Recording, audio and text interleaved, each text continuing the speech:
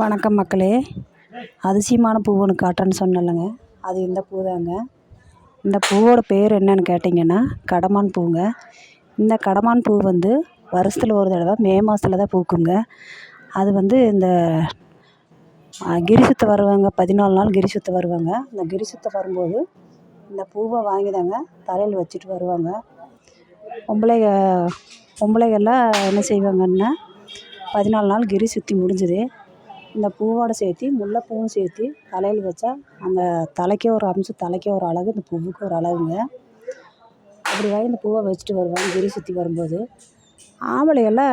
பொம்பளையெல்லாம் தலையில் வைக்கிறாங்க, நம்மளாம் என்ன செய்யலாம் அப்படின்னா ஆம்பளைகளும் காதில் ஒரு பூவை எடுத்து வச்சுக்குவாங்க. இதுதாங்க கடமான் பூவுங்கிறது.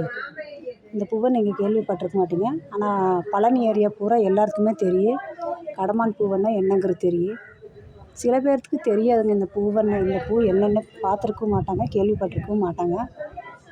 நீங்கள் இந்த கடமான் பூ பார்க்கணும், இல்லை நீங்களும் கிரிவலம் சுற்றி வரணும் அப்படின்னு நினச்சிங்கன்னா நீங்கள் மே மாதத்துல சித்திரை கடைசி 7, வைகாசி முதல் 7 அந்த நாளில் வந்தீங்கன்னா இந்த கடமான் பூவை வாங்கி நீங்களும் வச்சுட்டு போகலாம். இந்த பூவோட அருமையை பாருங்கள், இது அதிசயமான பூவுங்க.